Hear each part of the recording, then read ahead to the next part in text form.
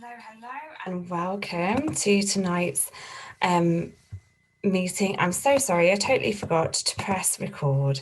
So here are 4 types of emotional eating for the second time this evening. And I'm just going to share the screen.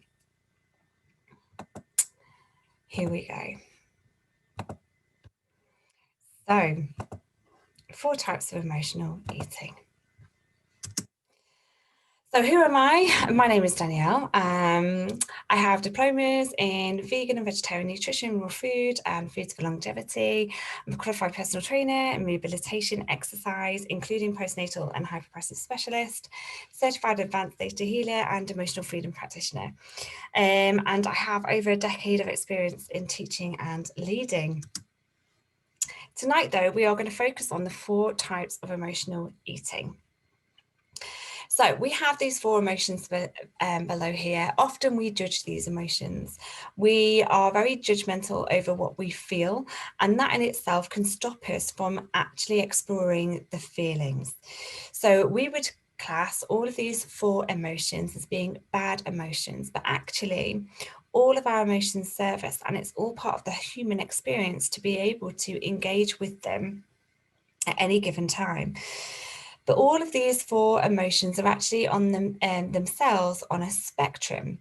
So it's rare that we will go straight into fear and be quivering in the corner of a room, whilst looking at a spider. That will have gradually got to that point, and then perhaps it does become this huge fear. But we have to understand that we are on a journey. So we didn't suddenly emotionally eat. It's something that happened over time. And often it happened over time because we suppress our emotions. We suppress them specifically when we have judged them. So we don't necessarily enjoy feeling fear or anger or tension or shame, but it is an emotion that we are given, and it is an emotion that we are meant to experience. Therefore, we need to start to understand and get to know what level we are on in the scale of fear, anger, tension, and shame, because I can guarantee you we will be in one of those or on the spectrum of one of those every single day. So if we have a look at fear to start with, and remember that the emotions are on a continuum, we can start to see the following emotions under the umbrella of fear. We have insecurity, walking on eggshells, generalized fears, abandonment fears, existential fears, control issues, sexual fears, worry, anxiety, depression, intimacy fears. So we can start to see that actually we probably do have at least one of those every single day. But how aware of that are we? We also need to consider, if we've got abandonment fears running, or an abandonment fear program running in the background subconsciously, we're always going to fear that we are going to be left. And we can experience that so many times during the day. And it might not be just people leaving us, it might be us leaving others. So I'll give you an example of that. When I used to drop my daughter off at the childminder, I did not know what to do with myself. I felt insecure. I'd been hiding behind her for a long time, so suddenly she's gone and it's just me on my own. No pushchair to push, no one to hold hands with, no one to carry, just me, no barrier, just me. That was really quite fearful. And that would happen every time I dropped her off, which was, 3 days a week. So you need to think about, actually, we may well experience these every single day. So then we move on to anger. So we can have anger towards another person, towards an injustice, towards the self, feeling betrayed, feeling ripped off, feeling abused. So, this year we've definitely seen the fear of being ripped off because people have become more fearful of losing money because, with everything that's happened with COVID and the economy.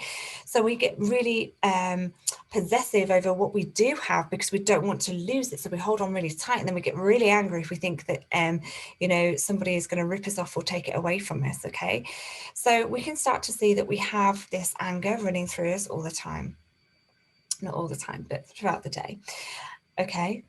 Anger towards the self is particularly damaging as well. So I can't believe I just did that. I'm so angry with myself. Really think about the words that you use, because you are affirming your life just by the words that you use. So really consider that. Then we have tension. And tension is the umbrella term that underneath it has stress, frustration, old anger turned into bitterness or resentment, jealousy, impatience, overwork without an emotional release, such as fun. We think that fun is a luxury, but actually it's needed. Okay, so just by looking at this, we can see that stress is going to generate the tension within the body, and we just need a release.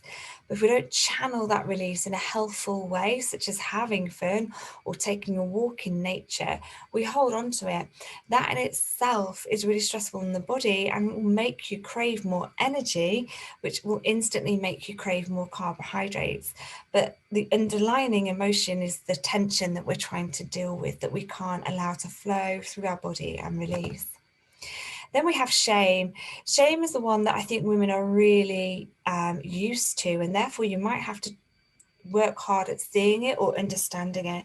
So we tend to blame ourselves a lot. We suffer with low self-esteem, self-loathing, a lack of trust in our own competence or goodness, assuming other people won't like you, feeling less than others, feeling like you don't deserve good. And then we'll have like certain situations or experiences that we've then blamed ourselves for, even though it's probably totally out of our control. We often blame ourselves for the emotional response of others, when actually it's down to them, and to, be able to channel and manage their emotions. So we start to see that all of these emotions, that first list at the beginning that seemed quite daunting, if we break it down, what it looks like on a day-to-day level, we can see how much we really do experience this.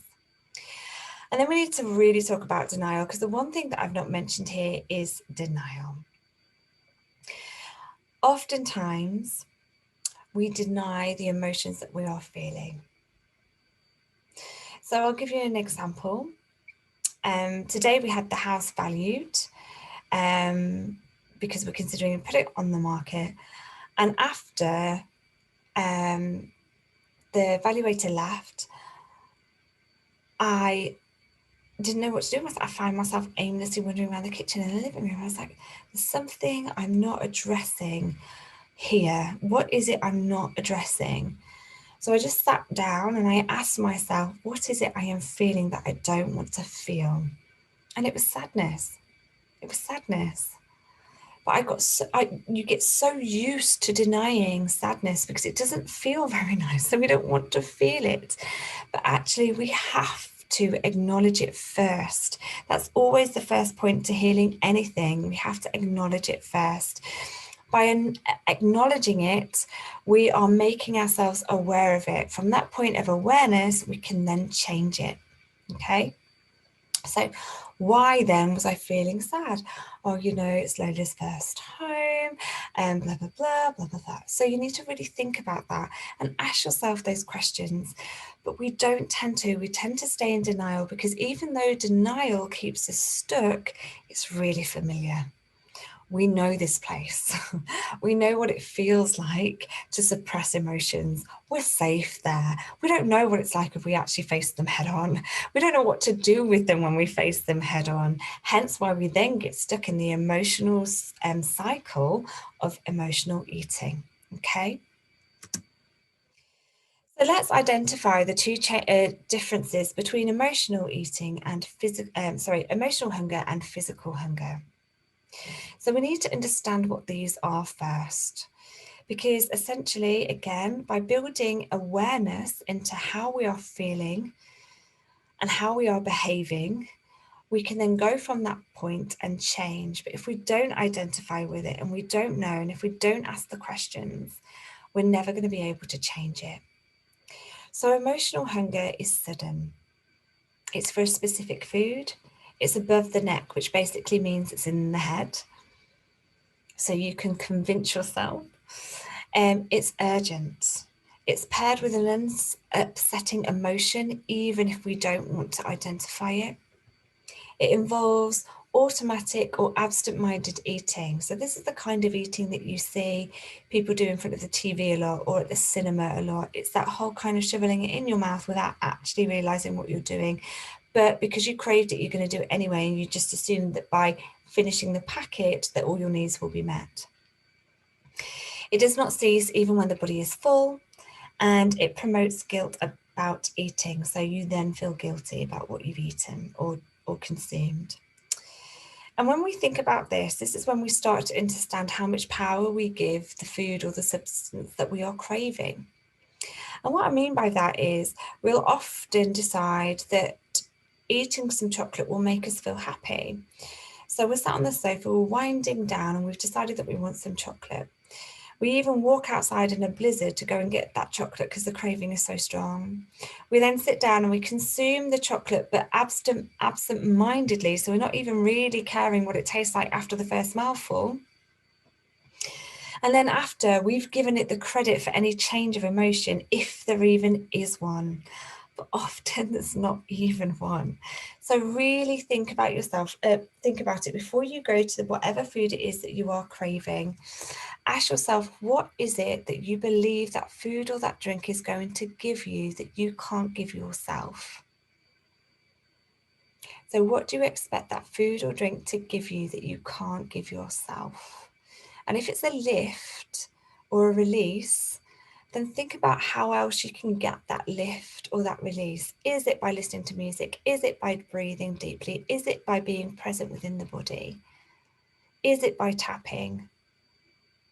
Really consider those things. And then on the other side, we've got physical hunger. So it's gradual, it doesn't just happen. It's open to different foods. So if you were really physically starving hungry, you would eat a can of sweet corn on its own. It's based in the stomach, so you can feel it in the stomach. It's patient. It occurs out of physical need. It involves deliberate choices and awareness of the eating. It stops when it's satisfied. It's based on eating out of necessity to survive. Okay, they're the differences. So I'm not just going to leave you with an awareness, although, like I said, the awareness is actually the first factor. It's the first step. So then we have, what do we do when emotional eating kicks in? On the left-hand side is the kind of work that I do. So asking yourself those questions, because you need to understand where it is coming from to get to the absolute root. However, on the right-hand side are practical things that you can do to just get you out of that place. So if I was at home and I was craving a substance, say like chocolate, for example, then I need to go through the process. For me personally, I need to go through the process because I need to understand why. So I need to ask myself these questions. What am I feeling? What do I need right now? How can I return back to a place of love right now? And so I would journal on these. What is it that I need right now? Instead of the chocolate. And if you can't get past that, then really go for what is it that I need right now that I think chocolate will give me? Okay, and journal on that. So when we journal, we disconnect emotionally because we get it all out and onto the page. Then when we read it back, especially if we read it back aloud, we are disconnected from it so we can see it objectively. That then gives us information. That information will then allow us to understand why we were feeling what we were feeling, and it might even identify what the triggers were. So by journaling these things right now, it can be really helpful. And then at the bottom, there's the affirmation with the acronym of FACTS. So I forgive, accept, and trust myself. Okay, so I should have put the S of self in capitals because that's so I forgive, accept, and trust myself. Because if you are forgiving yourself, you're moving away from guilt. If you are accepting yourself, you are accepting the emotion that you are feeling right now.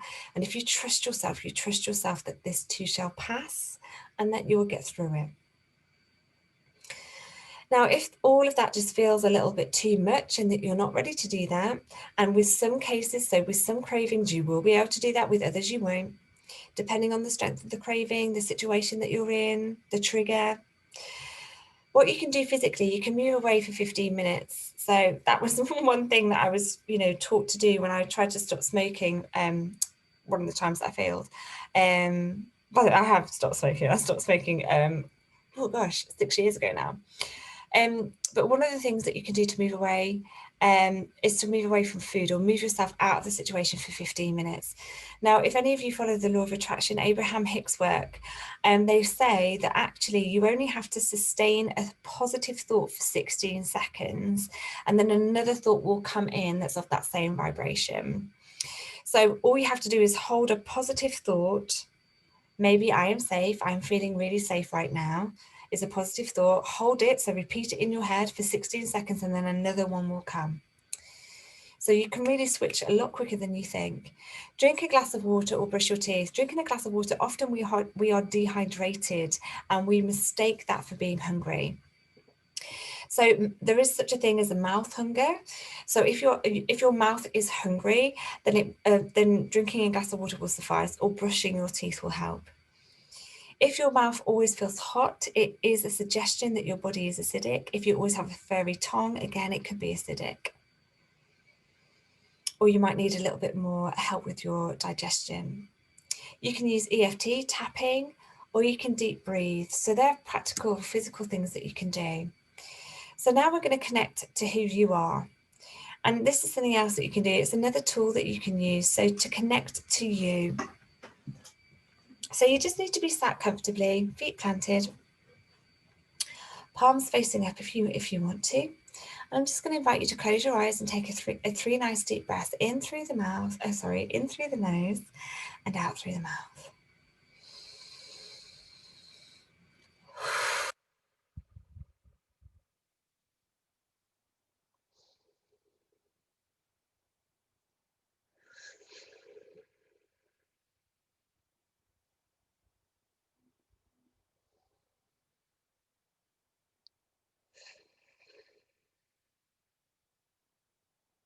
And now I want you to imagine that you're scanning your body.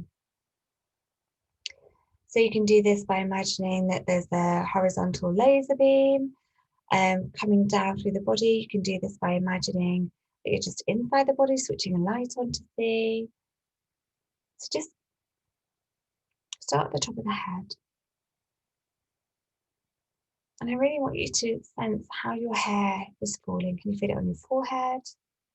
Can you feel it around your ears? Can you feel it around the back of your neck? How is your hair sitting? Can you feel any makeup on your skin if you're wearing makeup? Can you feel it, your earrings if you're wearing earrings? How are your shoulders feeling? Are they where they should be, or are you wearing them as earrings? How do they settle? If you're wearing a necklace, can you sense it? What about your bra straps? Can you feel them digging in? Or is it comfortable? How about clothing tickets? Can you feel those digging in at the side? Is it comfortable? How about the waistband of your trousers or your skirt? Is it digging in or is it comfortable? How's your spine feeling? Is there any tension there?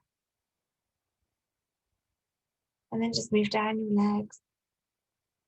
Can you sense your trousers on your leg hair, or do your legs feel nice and smooth? How do your feet sit in your shoes or your slippers? Just bring it back to the body. How are you feeling right now? Physically, how is your body feeling? What do you know? What can you sense? So my tongue just feel a little bit dry, so I know I need to drink a little bit more water. I have some tension in the right hand side between my neck and my shoulder. So I know I need to do a little bit more scapular support on that there shoulder. I know I need to bring my stomach muscles in, navel to spine a little bit more, just to support the curve in my back.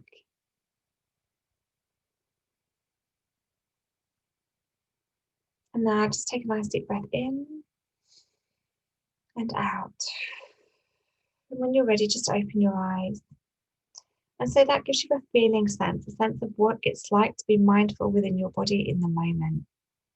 And that will often stop a lot of cravings because you've connected back to you, how you feel in this moment, in this body. And it's a really great way of how to cut out what's going on around you. So, learning to know ourselves deeply is crucial when it comes to understanding how we are wired emotionally, especially wired emotionally to food. And it really helps to come from a sense of love instead of judgment. So, here are 10 of the most commonly craved foods. Some of them might be, crutches to you, some of them you might know really well.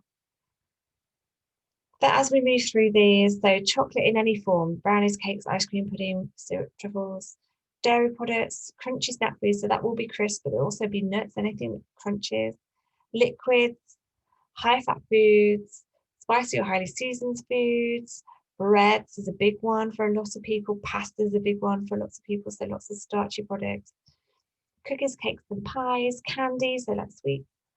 And then at the bottom, we have fruits, vegetables, and salads. So unfortunately, that is the order that we often put them in. So if we were to take the bottom bullet point of the fruits, vegetables, and salads, and if we were to look at everything else that's on that list, we can start to see that everything on that list takes from the body. What do I mean by that? It takes from the body. It means that if we were to take a donut, for example, do you think the donut has water in it, natural water in it? If we were to compare it, a donut to a carrot, does the donut have natural water in it? Does the carrot have natural water in it? Yes. So the carrot does, the donut doesn't. Does the donut have enzymes in it? So natural enzymes in it to help you break down the donut itself? No. Does the carrot? Yes. Does the donut have any vitamins or minerals in it? No. Does the carrot? Yeah.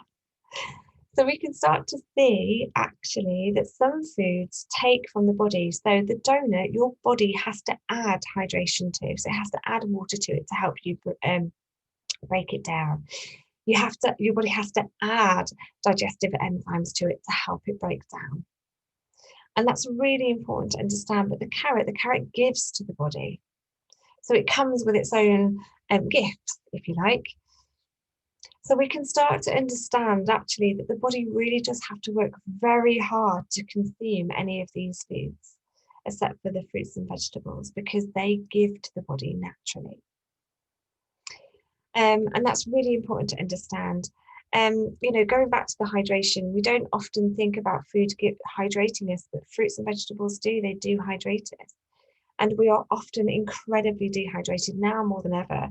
We used to believe that we only had to drink 2 liters of water a day. It's more like 3 now because we have all the Wi-Fi, we have all the electromagnetic energy that runs through us because we are 70% water. So of course we conduct energy. We just absorb them, but as we absorb them and we allow them to flow through, and that takes its toll on the body. We've got 4G at the moment, we'll soon have 5G, that will have a negative impact as well. It will all go through the body. So we really need to make sure we're drinking enough water. And here are some useful affirmations that you can use as well whenever you feel that you are emotionally craving food. So anything I lose will automatically be replaced with something better. I am relaxed and trusting right now.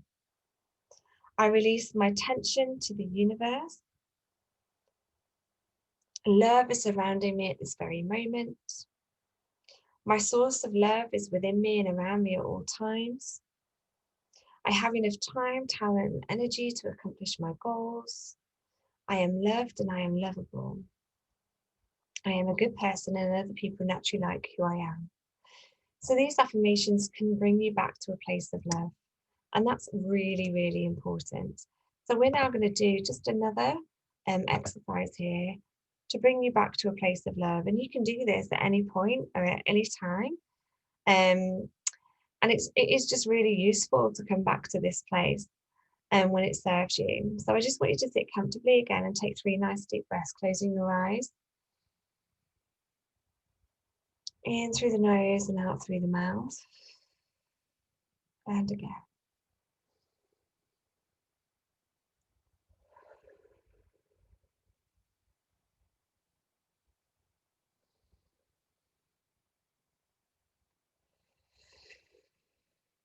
Well done.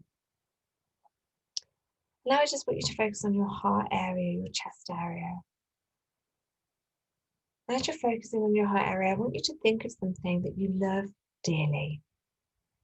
It can be a person, it can be a place, it can be a pet, it can be a jumper. And I really want you to focus on that thing, whatever it is that you love so much. So if it's a jumper, I want you to think about what color it is. What texture is it? How does it make you feel looking at it? How does it make you feel when you wear it? What memories have you got wearing it? If it's a person, think about their traits. Have they got an infectious laugh or giggle? Is it the way they smile? Is it the tone of their voice? I want you to think about all those things that you love about that person, that place, or that thing. And now I want you to exaggerate them. Make them even bigger. And now I want you to bring gratitude. I am so grateful. I'm so grateful for that infectious giggle. It lights up the room. It makes me feel amazing. I am so grateful for this jumper. It's the exact shade of pink that I've always wanted. It makes me feel so warm. It's so fluffy and everyone comments on it. I am so grateful for this jumper. I am so, so grateful. And exaggerate it. Make it even bigger as if your heart's going to burst. You know, think about it in so much detail. And every time you breathe in, make it even bigger. And really feel that love traveling through all the veins of your body. Breathe in again and make it even bigger. Imagine all of that love flowing out of your body and in the surrounding room. Breathe in again, all of that love. Imagine that love just surrounding the village that you're in, the town you're in, your city that you're in. Just imagine this love energy. And now whatever it is that you focused on that generated that amount of gratitude and that love, I now want you to shrink it to the size that fits inside the palm of your hand. Imagine putting it in the palm of your hand. And now I want you to bring it into your heart. And on the inhalation, I want you to bring it inside your heart. Exhale. And now know that you can turn to that place and that feeling of love and that sense of love at any given time because it's always in your heart.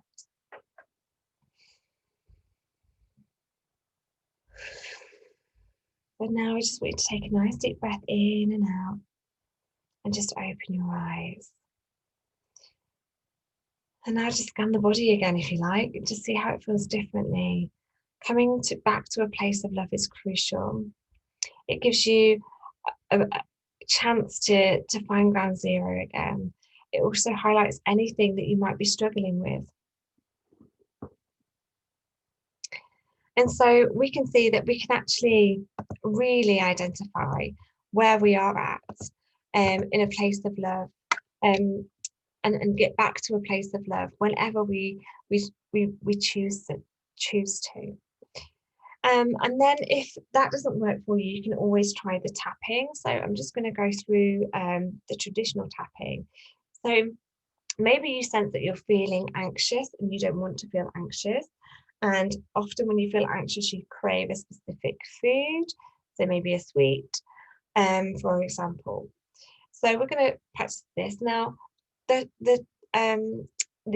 phrases you just insert, but the format stays the same. So we have the karate chop point to start with. So it always starts with even though, and then you insert the feeling. So even though I'm feeling really anxious right now, and then you add the next bit. I deeply and completely love and accept myself. Even though I'm feeling really anxious about going to the shops right now, I deeply and completely love and accept myself. Okay, then we go to the inside of the eyebrow. Even though I'm feeling really anxious about being out in public at the moment, I deeply and completely love and accept myself. Even though I am feeling really anxious, I deeply and completely love and accept myself. I am feeling really anxious about going into the shops at the moment, but I deeply and completely love and accept myself. Even though I am feeling anxious about going to the shops right now, I know I am safe, and I deeply and completely love and accept myself. Even though I am feeling anxious right now about going into the shops, I know I am safe. Collarbone. Even though I am feeling anxious right now, I know I am safe and I deeply and completely love and accept myself. The bra strap, even though I am feeling anxious right now, I deeply and completely love and accept myself. The top of the head, I deeply and completely love and accept myself, even though I feel anxious. And then you can just shake it out. I like to just add in a little bit of faster EFT because you've got 3 meridian points there. So you just put your thumb across the top, breathe in, breathe out, and say release. Okay. And so you can use that, and that will really help to get you out the moment as well. I use it a lot when I'm driving to manage my road rage, but you can use it at any given moment in time, and that will really, really help you. Just like the deep breathing one as well. Basically, you want to be able to identify what the emotion is, sit with it by asking it some questions to find out more about it and where it comes from. And then you need to process it and let it go. And then naturally, it should unconnect itself to the food that you are craving because you have dealt with and processed the void that you are feeling, for example. And I hope that really helps. And then I did actually talk a little bit about my membership, um, our whole selves, because this is the exact type of video that you would find in there. So in there, there's also going to be a video of the 6 different types of hunger, because we can feel hunger in very many different ways. Because the psychology of food is absolutely huge. So we've just talked about 4 emotional types that will trigger food cravings, but there is different types of hungers, there is different meanings, it goes on and on, but it is a journey, and some things will work for you and some things will work for you know, and other things will work for you, and it's about finding that out. And it is a journey, so have compassion for yourself the whole time. Always have compassion, and come at this knowing it's a journey and being curious. Bring the energy of curiosity, not blame, not judgment, not should or shouldn'ting, none of that. Just come fully ready to accept yourself, because you are the most beautiful and amazing creature and being you will ever have in your life. And it's down to you to understand that, and it's down to you to really utilize that. So I hope you found this useful. I'm so sorry I forgot to press record when it was live, because there was a couple of questions at the end and I went into a little bit more detail than I feel I have done now. So my apologies for that. But I hope you found it useful, and I will now I'll endeavour to send this one out. Thank you so much for joining me this evening and for giving me your time. I know how precious it is. Thank you.